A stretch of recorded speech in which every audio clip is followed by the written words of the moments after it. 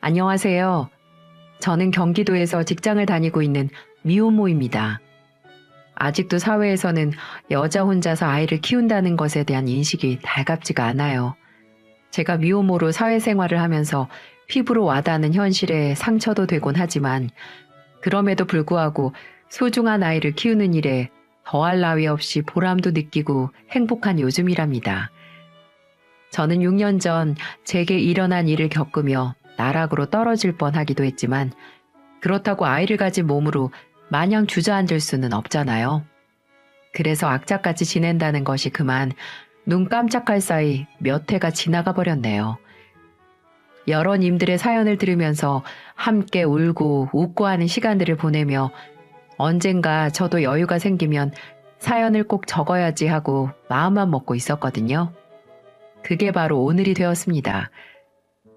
오늘은 제 이야기가 누군가에게 위로가 되었으면 하는 바람입니다. 아이 아빠를 만난 건 6년 전 여름이었어요. 저는 그 당시에 서울역 근처 무료 급식소에서 봉사를 하러 다녔습니다. 하던 고시 공부가 있었는데 틈틈이 짬이 날 때마다 무료 급식소에 가서 봉사를 했거든요. 저는 부모님과 교회에 다녔어요. 어릴 적부터 교회에서 함께 지낸 친구들과 무료 급식을 하는 봉사활동을 했는데 너무 오래전부터 해오던 일이다 보니 이건 제 삶의 일부분이나 마찬가지였어요. 칭찬을 받기 위해서가 아니었기에 왜 이 봉사를 해야 하는지에 대한 의미를 부여하지도 않았죠. 팔다리가 멀쩡한 제 손과 발이 필요한 사람들에게 도움을 준다는 건 어쩌면 당연한 일이었으니까요. 저는 무료 급식소에서 아이 아빠를 만났습니다. 주말이면 봉사자들이 미어 터졌는데 그날따라 그 사람이 왜 제 눈에 띄었는지 모르겠어요.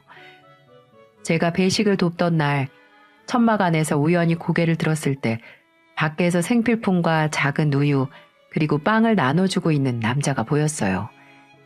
이마에는 땀이 송글송글 맺혀있고 사람 좋은 얼굴을 한 남자가 줄 서 있는 사람들에게 물품들을 나눠주는데 어느 관할에서 나온 건지 궁금하더군요. 그러다 몇 주 정도 계속 그 남자가 보이기에 저도 유심히 지켜보게 됐고 우연히 봉사자들끼리 식사를 하던 자리에 합석을 하게 됐어요. 그날따라 날이 너무 더워서 봉사자들이 전부 땀에 젖어 있었는데 제게 이온 음료를 먼저 건네주던 걸 계기로 자연스럽게 친해지게 됐습니다.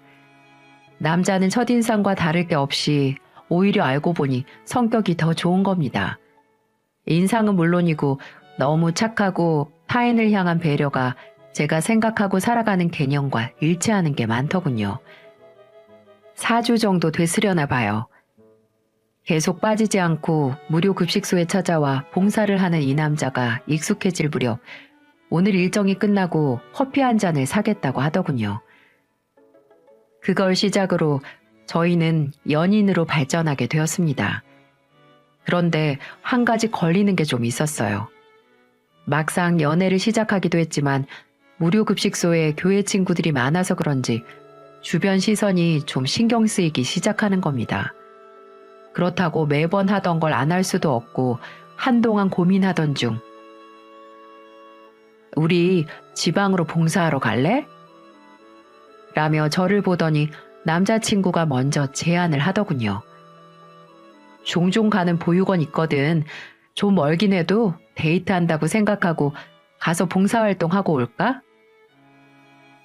지방이라는 이야기에 전후 사정 들어보니 생각보다 이곳저곳 봉사활동을 꽤 많이 다니는 사람이었어요. 듣기만 해도 너무 바람직하다는 생각에 저는 흔쾌히 그러겠다고 대답했죠. 그 이후로 저희는 사람들의 시선을 피해서 지방으로 봉사활동을 다니며 연애를 했습니다. 저희는 자연스럽게 지방으로 내려가는 그 시간 동안 차 안에서 서로에 대한 깊은 이야기를 많이 주고받았던 것 같아요. 그 와중에 알게 된 건 그 남자 광고회사를 운영하는 사장이었고 나름 집안 학벌 어느 하나 빠지는 것 없이 재력도 있는 사람이었어요. 일도 열심히 하는 그 사람에게 콩깍지가 씌워지는 건 순식간이더군요. 어느 날 고개를 돌려보니 광고회사 사장, 외제차, 좋은 학벌, 재력가 집안의 남자가 제 연인이 되어 있는 겁니다. 저는 연애를 시작하고 서로에 대해 깊게 알아보기 시작하고 나서부터 더욱 공부에 매진했습니다. 어린 마음에 제가 상대적으로 너무 초라해 보였고 서둘러 그 사람에게 어울리는 여자가 되고 싶었거든요. 그러던 중 어느 날 저는 남자친구의 부탁으로 그의 사무실에 잠시 서류를 심부름하게 된 일이 있었어요. 집에 급한 서류를 놓고 왔다면서 다급하게 전화를 해 제게 부탁을 하는 겁니다. 자연스럽게 오고 간 대화 중 그가 혼자 살고 있다는 걸 알고 있기도 했고 연인이 살고 있는 집이 궁금하기도 해서 흔쾌히 들어주었죠. 그렇게 저는 주소를 받아들고 남자친구의 집으로 향했어요. 그런데 도착한 곳에 떡하니 있는 아파트를 보면서 저는 잠시 말문이 막혀버리더군요. 집 주소가 잘 찾아가고 있어? 그런데 여기 혼자 살아? 혼자 산다는 집이 오피스텔 혹은 원룸 정도로 생각했거든요. 그런데 글쎄 고가의 브랜드 아파트에 혼자 살고 있는 겁니다. 남자친구가 비밀번호를 알려줘서 집 안으로 들어갔을 땐 저는 또 한 번 더 당황할 수밖에 없었어요. 혼자 사는 집 치고는 너무 넓은 게 아니겠어요? 브랜드 아파트의 신축이다 보니 저도 모르게 집 구경을 하고 있더군요. 얼핏 봐도 한 36평 정도는 되어 보였어요. 전 당황한 것도 잠시 서둘러 남자친구가 부탁한 서류를 찾기 위해 헤매다 서재방이라고 지칭해둔 곳에서 서류 봉투를 꺼내들고 다시 그가 일하는 회사로 향했습니다. 그리고 그의 회사 사무실 건물 앞에 도착할 즈음 그의 밑에서 일하는 부하 직원이 저를 1층에서부터 기다리고 있더군요. 공손하게 저를 대우해 주시는 직원분의 태도에 뭐랄까 대접받는 기분이 들었어요. 사장님, 원래 일에 미쳐 사는 분이거든요. 연애 안 하시는데 여자친구 생기셨다고 얼마 전에 말하시더라고요.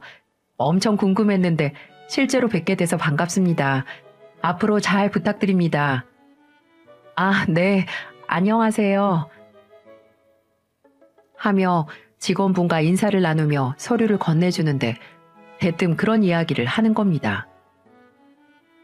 사실 오늘 이 서류도 제가 가지러 갔어야 했는데 제가 어머니가 아프셔가지고 병원을 지금 오가고 있거든요. 어머, 그러시군요. 저희 사장님이 직원들 가족들까지 다 잘 챙겨주시는 분이라서 참 제가 죄송하고 감사한 마음밖에 없어요. 저희 어머니 병원비도 몇 번 도와주시고 해서 얼마나 감사한지 모른답니다. 저는 순간 직원의 말에 마음속에서 말로 표현 못할 뜨거운 감정이 막 솟구치는 게 느껴졌어요. 이렇게 성공한 사람은 그럴 수밖에 없구나 라고 생각까지 하게 되더라고요. 그 사이 남자친구가 마침 기다렸다는 듯 제게 다가오고 있는 게 보이는 겁니다. 아, 고마워. 여기까지 와줬는데 가자. 맛있는 점심 사줄게. 라고 하자 옆에 서 있던 직원이 받아든 서류를 갖고 인사를 한 뒤 사라지는 겁니다. 저는 내심 사무실이 궁금하기도 해서 은근슬쩍 용기 내서 물었어요. 여기서 사무실 멀어? 어떻게 일하는지도 궁금했는데. 아, 남자친구는 제 요청에 조금 당황한 건지 갑자기 휴대전화를 켜서 바쁘게 메일함을 들여다보는 겁니다. 오늘 회사에 중요한 미팅 건이 있거든. 지금 사무실 사람들 다 미팅 중이라서 안에 가도 아마 방해만 될 것 같은데 다음에 보여줘도 될까? 아우, 미안해. 난 그런 줄도 모르고. 난 괜찮아. 다음에 보여줘. 라고 하자 남자친구는 서둘러 저를 데리고 좋아하는 음식을 비싼 코스로 대접하더라고요. 그날의 짧은 심부름에 대가가 이토록 큰 것에 부담이기도 했지만 그는 아무렇지도 않아 보여 사는 세계가 마치 다른 것처럼 느껴지기도 했고요. 저희는 자연스럽게 시간이 흘러 보통 연인들과 다르지 않게 100일이라는 기념일을 맞이하게 됐고 그 기념일에 저는 특별하게나마 보내고 싶어 제 부모님이 운영하시는 식당으로 남자친구를 데리고 갔어요. 엄마, 아빠, 저 남자친구 생겼어요. 서로 좋은 감정으로 만나고 있는데 소개시켜도 될까요? 뭐? 우리 딸이 남자친구가 생겼다고? 좋은 자리 들이밀어도 싫다는 애가 어디서 남자를 만났어? 그게 왜 교회 친구들이랑 매번 가는 봉사활동 있잖아요. 거기서 우연히 알게 됐는데 사람 좋아요. 한번 보시면 알 거예요. 라고 하자 믿을 수 없다는 듯 얼떨떨한 얼굴이었지만 사실 100번 말보다 실제로 보여주는 게 나을 것 같아 마음이 자꾸 조급해지더라고요. 이후 서둘러 남자친구와 부모님의 식당으로 찾아뵈었고 아니나 다를까 살갑게 어른들을 대하는 모습에 저희 엄마 너무 좋아하셨어요. 첫인사는 굉장히 성공적이었어요. 그 이후로 남자친구는 센스 있게 직원들을 데리고 주 3회 정도는 저희 부모님이 운영하시는 식당에 가서 점심을 먹는 겁니다. 저는 그날따라 도서관에 자리도 없고 해서 일찍 부모님이 운영하시는 식당에 들렸는데 조금 전 남자친구가 또 점심을 먹고 갔다고 하시면서 엄마가 활짝 웃으시는 겁니다. 예, 조금 전에 네 남자친구 다녀갔다. 오늘도요? 오늘도 직원들이랑 점심 먹으러 왔다면서 이제 직접 자기가 반찬도 서빙에다가 먹는데 얼마나 싹싹하고 이쁜지 몰라. 어쩜 그렇게 가정교육을 잘 받고 자랐다니. 라면서 입이 닳도록 칭찬을 하시는데 저도 모르게 제 어깨가 은근 올라가는 겁니다. 하지만 모두가 그렇게 보는 것 같진 않았어요. 유독 아빠는 이상하게도 남자친구에 대한 흠을 잡으려고 최대한 노력하시는 것처럼 느껴졌어요. 에이, 남 별로야. 남자가 말이야 서글서글 눈웃음이나 치고 다니고 꼭 계집애같이 생겨서 이상하게 제비족 같아. 정이 안 간단 말이지. 라고 하시자 엄마가 카운터에서 오후 장사를 위해 마감을 하고 계시는 아빠의 등을 찰싹 때리시는 겁니다. 으이구, 하여튼 남자들의 질투가 더 대단해요. 얼굴 반반하면 다 제비족이게? 당신이 저렇게 생겼으면 제비족처럼 살았을 거예요? 하여튼 별 꼬투리를 잡아도 그런 걸로 잡는데요. 쓸데없는 소리 말고 카운터 마감이나 제대로 해요. 라고 말하자 아빠는 입술을 일자로 굳게 잠그시고 더 이상은 말을 안 하시더군요. 엄마라는 든든한 지원군도 있겠다. 아빠는 그저 딸이 걱정돼서 한 소리려니 하고 저는 한 귀로 듣고 흘리고 웃어버렸어요. 저희는 그렇게 가족처럼 그리고 연인으로 지내며 사계절을 보내게 되었습니다. 그리고 저는 준비하던 시험에서 한번 낙방하게 되면서 인생 최대의 실수를 저지르게 됐어요. 피임을 잘 한다고 하다가 우연히 친구들과 커플끼리 여행을 간 곳에서 사고를 치고 만 겁니다. 그 이후로 규칙적이던 생리가 시작하지 않길래 약국에서 임신 테스트기를 사서 해보니 두 줄이 아주 선명하게 뜨더라고요. 어떡하지? 나 두 줄 나왔는데. 라고 말하며 남자친구와 함께 걱정스럽게 손에 쥐어진 임신 테스트기를 바라봤습니다. 해이해진 정신을 질타할 새도 없었어요. 서둘러 혼전 임신을 해버린 현실을 수습해야만 했으니까요. 그러자 남자친구는 잠시 생각을 하더니 차라리 잘 됐어. 말도 못할 정도로 기쁜데 우선 양가 부모님께 서둘러서 결혼부터 하겠다고 말하자. 이렇게 말하는 겁니다. 저는 얼떨결에 프로포즈를 받기도 했고 계획 없이 생긴 아이 때문에 머리가 혼란스러웠어요. 하지만 여태껏 보아왔던 남자친구의 성실하고 듬직하고 능력 있는 모습에 그 걱정도 잠시일 뿐 금방 녹아버리더군요. 남자친구와 함께 저희 부모님 먼저 찾아뵙고 떨리고 무서운 마음으로 임신 사실을 알렸어요. 아빠는 한숨을 푹푹 쉬며 못마땅한 눈으로 저희를 바라보셨고 엄마도 역시 실망한 눈치이긴 했지만 나이가 나이인 만큼 차라리 긍정적으로 생각하자며 저희 두 사람의 결혼을 허락해 주셨습니다. 하지만 결정적으로 제가 준비하던 중요한 시험은 결국 낙방과 동시에 혼전 임신과 결혼 준비로 미룰 수밖에 없었죠. 특히 아빠가 남자친구를 탐탁지 않게 생각했던 것도 있어서 그런지 시험을 치르지 못하게 된 상황에 대해 혼을 내시기도 하고 종간에는 무척 아쉬워하셨습니다. 그리고 저희는 결혼 준비를 앞두고 상견례 일정에 대해 논의하게 되었어요. 그런데 뒤늦게 남자친구의 뜬금없는 고백이 이어지는 겁니다. 그동안 우리 엄마 아빠 소개 못 시켜줘서 미안해. 안 그래도 평소에 궁금하긴 했었는데 뭐 하는 분들이셔? 라고 제가 물었습니다. 이따금씩 부모님과 통화를 하는 모습을 본 적은 있었는데 저와는 반대로 남자친구 부모님에 대해서는 전혀 들어본 적도 별로 없었거든요. 아빠는 사실 S기업에서 직장 다니시는데 직위가 조금 높으셔. 직위가 높다는 말에 저는 조금 놀랐어요. 평소 부모님 자랑이나 혹은 집이 부유한지 어떤지에 대해서 말을 한 적이 없었기 때문에 그의 부모님의 재력이 대단할 거라고 생각해 본 적이 없었거든요. 그런데 알고 보니 대기업의 임원이라고 하는 겁니다.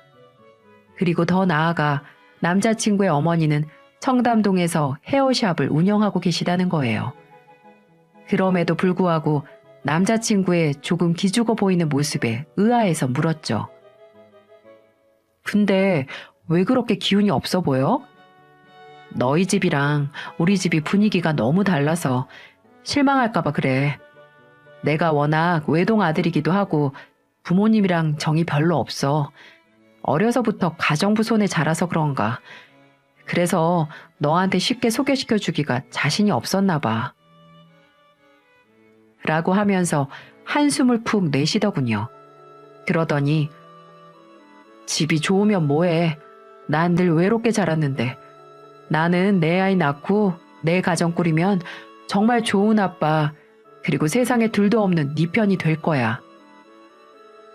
라고 다정하게도 말하는 겁니다. 남자친구가 왜 그동안 부모님에 대해서 함구했는지 알 것 같았어요. 아무리 부유하게 살았어도 외롭고 뭔가 결핍되어 자랐다는 걸 알게 된 순간 저 역시 결혼을 하면 더욱 보란 듯이 가정을 잘 꾸려야겠다고 다짐하게 되더군요.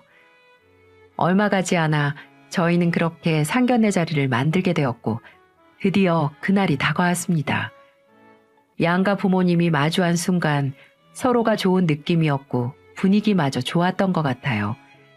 남자친구의 부모님은 인상이 너무 좋고 둘 다 선남 선녀시더라고요.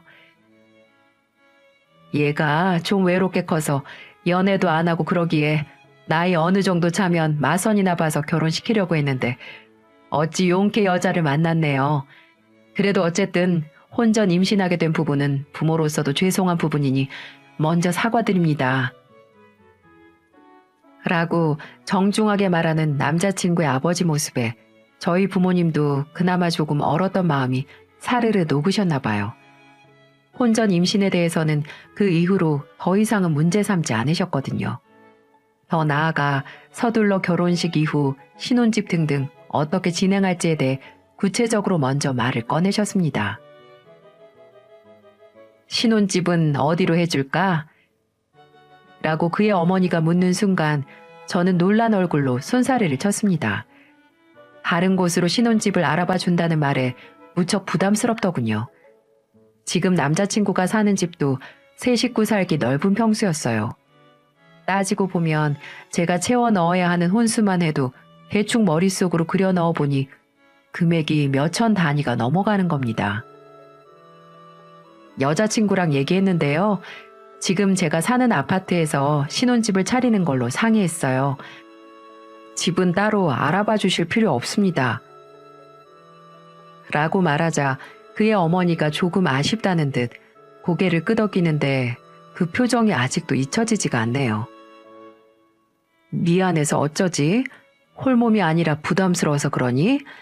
그럼 그 집에 들어올 때 혼수나 가정 같은 거 일제 해올 생각하지 마라. 라고 하셔서 저는 놀란 마음에 물었죠. 네? 혼수를 하지 말라고요? 저희 부모님도 마찬가지고요. 이유는 간단하더군요. 어차피 남자친구가 그 아파트에 입주한 지 얼마 되지도 않았을 뿐더러 배치되어 있는 가구, 가전들 전부 다 새 제품인데 바꾸는 게 너무 낭비라고 하면서 말이죠. 그래도 사돈 어르신, 저희 쪽에서 뭐라도 하나 들고 들어가는 게 맞지 싶은데요. 라고 엄마가 말하셨지만 극구 사양하시더라고요. 저는 결국 정말 남자친구가 종종 하던 농담대로 몸만 가지고 그에게 시집을 가게 되었어요. 그런데 예상하지 못했던 변수가 갑자기 생겨버렸습니다. 어머님이 청담동에서 미용실을 하신다고 하셔서 그런지 이미 예식장을 먼저 알아보고 계신 겁니다. 내가 이쪽 계열에서 일을 하자니 며느리가 홀몸도 아니고 먼저 나서서 알아봤는데 결혼식장을 그냥 어설픈 데서 하기엔 우리도 입장에 사회적 위치도 있고 호텔 쪽 알아보니까 반년은 기다려야 예식이 가능하다고 하네. 갑자기 잡기에는 결혼이 시즌인가 보던데 새아가만 괜찮으면 애 낳고 붓기 싹 빠진 다음에 결혼식 올려도 괜찮겠지? 내가 성대하게 치러줄게. 결혼 서양만 다니던 교회에서 간단하게 할까? 라고 하시더군요.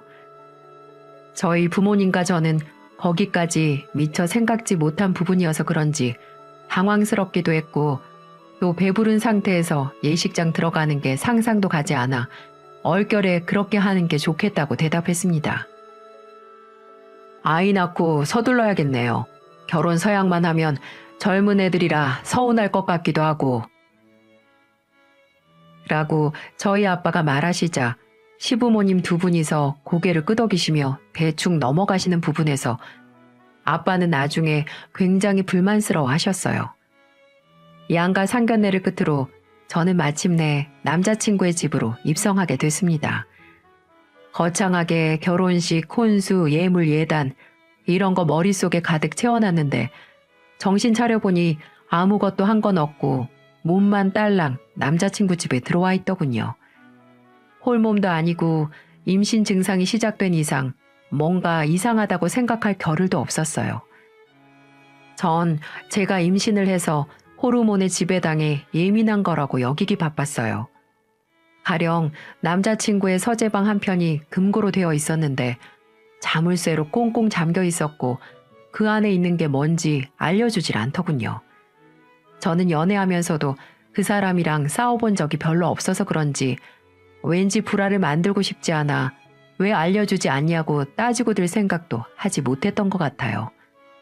그런데 그 집에 들어가고 나서부터 이상하게 여자의 직감이라는 게 서서히 예민해지더군요.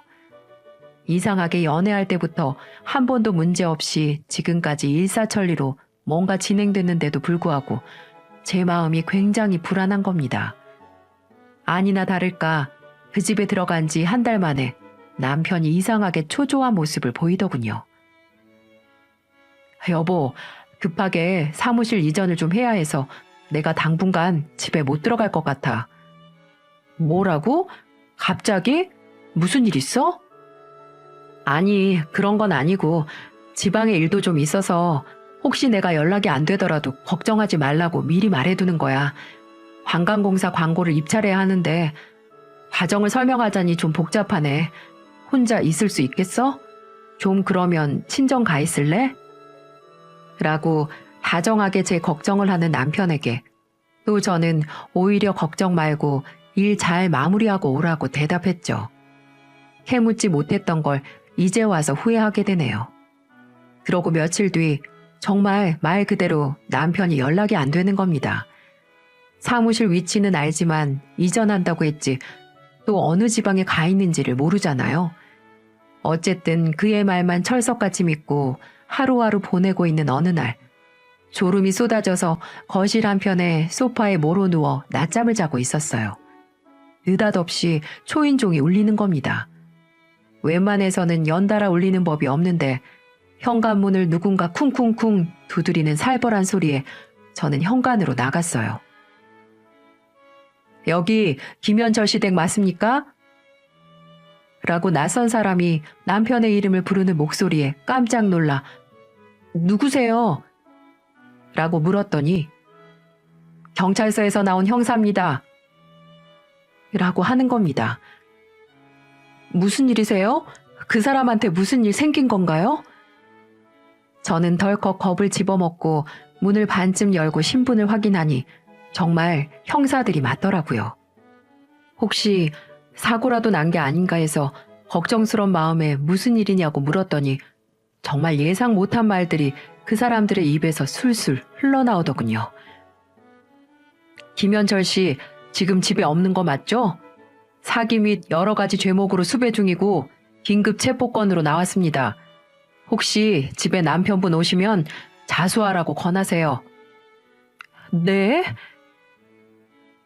저는 황당한 얼굴로 여러 서 있는 형사들을 빤히 바라봤어요. 그러자 형사들이 서로 수군거리며 제 반응을 보더니 한숨을 푹 쉬면서 설명하더라고요. 혹시 남편분 무슨 일 하는지 모르세요? 하면서 약간 저를 의심의 눈초리로 보더라고요. 지금 생각해보니 한패가 아닌가 떠본 것 같기도 했어요. 그래서 저는 당당하게 그는 광고기획사 사장이라고 대답하니 형사들이 조금 난색을 표하는 겁니다. 아유, 결혼한 지 얼마나 되셨어요? 저희 2달이요. 라고 간단하게 대답했습니다. 임신해서 대충 절차 생략하고 그의 집에 들어와 있는 상태라고 먼저 설명하기 싫더군요. 하지만 뒤이어 형사 입에서 나오는 말에 저는 정말 뒤로 넘어가기 일보 직전이었습니다. 김현철 씨, 부동산 전세 사기, 대포차, 차량 절도 혐의, 보이스피싱 여러 건으로 지금 수배 중이고요. 정가가 아주 화려한 놈인데 모르셨어요, 정말? 이렇게 말하는데 저는 턱이 그저 벌어져 있을 뿐 아무 말도 안 나오더라고요. 형사들은 혀를 차며 어쨌든 김현철 씨 혹시 집으로 오면 좋게 자수하라고, 그래야 감형 받을 수 있다고 말하는 겁니다. 저는 형사들이 돌아간 이후 그 즉시 서둘러 남자친구에게 연락을 했지만 그 이후로 계속 연락이 닿을 수 없었어요. 일주일이라고 말한 그 사람은 한 달이 되도록 모습을 나타내지도 않았고 연락도 오지 않더라고요. 배는 점점 불러오지 슬슬 이게 무슨 상황인가 감도 오지 않는 상태에서 발만 동동 구르고 있었습니다. 그리고 형사들이 찾아온 시점을 기준으로 점점 집 현관문을 두드리는 사람들이 하나둘씩 늘어만 가는 겁니다. 아니, 여기 남자 혼자 사는 걸로 알고 있는데 혹시 누구신지. 찾아오신 분들이 대뜸 먼저 묻길래 누구세요? 라며 반대로 제가 물었습니다. 그러자 저희 여기 집주인이에요. 월세가 석 달이나 밀려서 연락도 안 되고 찾아왔어요. 라고 말하며 몇 날 며칠 잠도 못 잔 제 모습이 초췌해 그런지 위아래로 계속 훑어보는 겁니다. 월세라뇨? 여기가 월세집이라는 말이에요? 여기는 김현철 씨 명의로 된 집인데요. 라고 하니 사람들이 저를 오히려 미친 사람으로 쳐다보며 말하는 겁니다. 김현철 씨는 여기 월세로 들어오신 세입자거든요. 그러는 당신은 누구세요? 월세를 밀렸으면 연락이라도 받으셔야죠. 이렇게 찾아오게 하면 어쩝니까? 라고 삿대질을 하며 제게 소리를 지르는 분들에게 차분하게 물었어요. 알고 보니 그 사람들은 남자친구의 명의로 되어 있는 줄만 알았던 이 집의 진짜 주인들이었습니다. 그것도 심지어 280만 원의 월세를 내면서 지내고 있었더군요. 저는 기야만 나머지 그분들에게 사정을 설명하고 다시 연락드리겠다고 양해를 구했습니다. 당연히 그분들은 이달까지 월세 안 낼 거면 집을 빼달라는 말을 간단하게 한 뒤 돌아갔고요. 저는 그 즉시 남자친구 서재로 들어가 있는 책상을 다 뒤엎고 금고마저 비밀번호를 알아내 결국 여는 데 성공했어요. 그리고 꽁꽁 숨겨져 있던 그 안에서 나온 서류들, 각종 주민등록증에 기절하는 줄만 알았습니다. 누구인지 모를 사람들의 주민등록증이 수백 개가 켜켜이 쌓여 고무줄에 쌓여있질 않나. 또 이 집의 월세 계약을 한 부동산 계약서, 그리고 심지어 그가 끌고 다니는 외제차는 리스를 한 건지 월 200을 몇 년이나 내는 캐피탈 서류가 있더군요. 그뿐만이 아니었어요. 그의 집에 배치되어 있는 가구들 전부 다 렌탈을 한 서류들이 나오더라고요. 이것들은 죄다 빙산의 일각이었어요. 제가 상견례 때부터 그저 남자친구의 부모님이라고 여기고 있던 분들은 온데간데 없고 이상한 노부부와 남자친구의 어릴 적 앳된 모습이 함께 담겨있는 가족 사진도 나오더군요. 저는 그때 직감했어요. 처음부터 끝까지 제대로 속았다는 걸 말이죠. 저는 아이를 가진 몸으로 일단 정신을 단단히 부여잡아야만 했고 서둘러 짐을 싸서 친정으로 향했습니다. 여기 있다가는 그 사람이 저질러 놓은 뒷수습을 제가 다 해야 할 것 같았어요. 친정집에 도착한 제가 새하얗게 질린 채로 나타나자 아빠 엄마가 너무 놀라신 나머지 그날 장사를 다 접으시고 저를 친정집으로 데려가 진정시키셨어요. 그리고 저는 놀란 가슴을 부여잡고 며칠 사이에 겪었던 일들을 모두 털어놓았습니다. 형사가 그 사람 잡으러 오면서 알게 됐어요. 알고 보니까 그 사람 이름으로 된 차, 집 아무것도 없고 오히려 사금융 사채 빚이 가득이었어요. 그게 사실이야? 모든 게 다 거짓말이라고? 사기꾼이라니. 그 형사들이 혹시 이상한 사람들은 아니었고? 네, 이상한 사람들 아니고 진짜 형사들 맞더라고요. 어차피 전국 수배 중이라 조만간 잡힐 거라고 그렇게 얘기했어요. 다 거짓말이었어요. 심지어 저희 상견례 때 만난 그분들도 전혀 모르는 분들이었어요. 죄송해요, 엄마, 아빠. 저도 모르게 죄송하다는 말이 입에서 튀어나가는데 그제야 눈물이 하염없이 흐르더라고요. 아이고 세상에. 엄마는 결국 목 놓아 우셨고 아빠는 연신 밤잠을 못 이루시고 담배만 몇 갑을 피우셨던 기억이 나네요. 저는 졸지에 사기꾼에게 제대로 당해 사기 결혼을 당한 거였습니다. 심지어 그 사람은 정과가 화려한 범죄자이기까지 했고요. 그리고 얼마 가지 않아 그가 검거됐다는 연락을 받았습니다. 저는 친정 부모님과 함께 경찰서로 향했고 형사들은 그제야 제가 임산부인 걸 알고 난감해 하시더군요. 김현철 씨 바로 구속되셨고요. 워낙 죄질이 악질이라 이번만큼은 구속을 피할 수가 없었나 보더라고요. 부동산 사기에다가 대포차에 번호판 위조에 그 무료 급식소 떠돌면서 거리에 나앉은 사람들 신분증 가져다가 보이스피싱에 이용했고요. 그동안 저와 함께 봉사를 다니며 신분증을 수집하고 그걸로 보이스피싱을 하고 다녔다고 생각하니 손발이 부들부들 떨리더라고요. 설명을 대충 끝낸 형사가 종이에 간단하게 뭔가를 적어 저희에게 내밀었어요. 이거 받으세요. 김현철 씨 어느 교도소로 수감됐는지 적어드리는 거예요. 하면서 말끝을 흐리는데 그때 당시 심정은 정말 말도 못할 정도로 참담했던 것 같아요. 사기 결혼, 심지어 아이까지 임신했는데 남들 눈에 제가 어떻게 비춰졌겠습니까? 결혼식은 올리지도 못했죠. 결혼식 열리자마자 아주 성대하게 사기극을 펼쳤어야 했는데 얼마나 귀찮았겠어요. 너무 자책하지 마세요. 워낙 사기꾼 새끼들은 입 터는 기술이 대단해서요. 안 넘어가는 게 이상한 겁니다. 라고 말하며 마중까지 해주시는 형사님 얼굴이 아직도 선연하게 기억나요. 그 이후로 저희 집 분위기는 말로 할 수 없을 만큼 암담했습니다. 이토록 집 분위기가 어두웠던 적도 없었고 또 저는 서서히 불러오는 배에 움직이는 태동에 심리적인 스트레스가 말도 못했어요. 와중에 그의 집에서 발견한 부모 사진을 토대로 그의 실제 부모도 알게 되었어요. 만난 건 아니고 간략하게 그의 현재 상황을 알리면서 듣게 된 이야기로는 본인들도 자식 관계 절연하고 지낸다는 겁니다. 하도 어려서부터 사기를 쳐대서 감옥을 수십 번을 들락날락 하는데 부모로서도 두 손 두 발 닫은 놈이라고 하면서 말이죠. 형사가 적어준 그가 수감된 교도소가 적힌 종이는 쓰레기통에 곧장 버렸습니다. 어차피 찾아가봤자 또다시 거짓말 아니면 이제 와서 곧 태어날 아이를 책임지라고 할 수도 없고 이로써 단칼에 인연을 끊어버리는 게 낫다고 생각을 정리했습니다. 부모님 그리고 저는 그렇게 마음을 다잡았고요. 저는 그렇게 10달을 뱃속에 아이를 품고 있다가 출산을 했고 건강하고 예쁜 딸아이가 태어났습니다.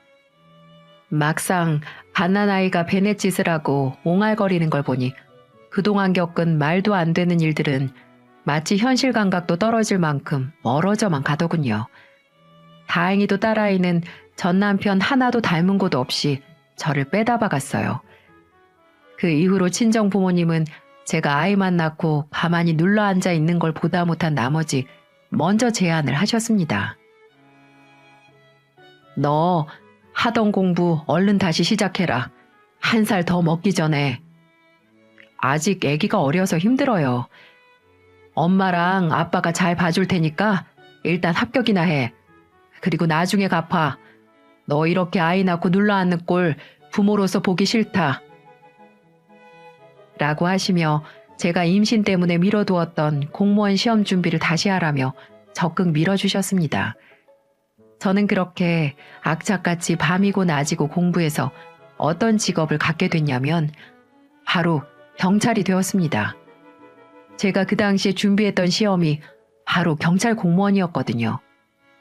3년 만에 합격하긴 했지만 의미는 정말 남달랐던 것 같아요.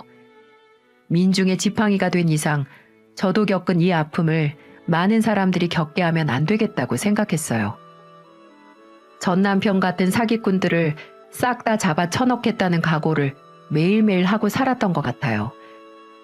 가족들은 그놈이 언제 출소를 하는지 몇 년형을 받았는지에 대해 일체 알려고 하지도 않았습니다. 하지만 범죄자들은 이상하게도 머릿속이 평범한 사람들이랑은 다른 게 분명한가 봅니다. 어느 날 출소하자마자 저희 부모님이 운영하시는 식당에 찾아왔더군요. 장모님, 저 왔습니다. 어떻게 감옥살이 하는데 한 번을 안 오세요? 제가 이렇게 출소하자마자 찾아와야만 하는 겁니까?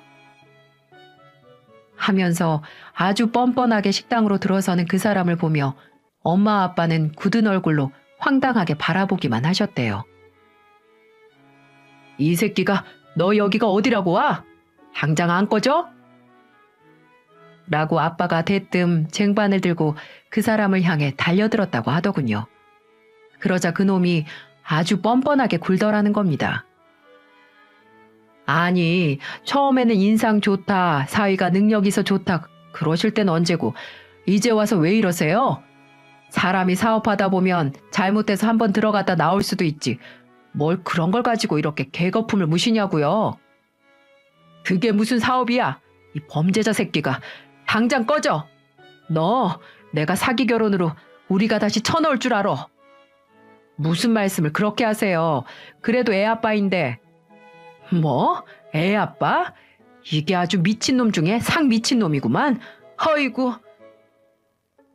엄마는 실랑이를 하는 아빠와 그놈을 보며 서둘러 제게 연락을 해오셨어요. 마침 한가하게 일이 없을 때 받은 연락이라 다행이었죠. 동료 형사에게 사정을 설명하고 서둘러 부모님 식당으로 향했습니다. 아니나 다를까 도착해보니 한창 손님들이 북적여야 할 시간에 다 쫓아내고 그놈이 중간에 상을 떡하니 차지하고 앉아 농성을 하고 있는 게 아니겠습니까? 어이, 오랜만이네 마누라. 라고 하면서 그동안 쓰고 있던 가면을 벗어던지고 아주 껄렁껄렁하고 능청스럽게 저를 향해 손을 흔들더라고요. 저는 그 즉시 앞으로 성큼성큼 다가가 경고를 날렸습니다. 나 우리 애기 보러 왔는데 어딨어? 에? 네 애가 어딨어? 내 애야. 라고 말하자 계속 두리번거리며 애를 찾는 겁니다.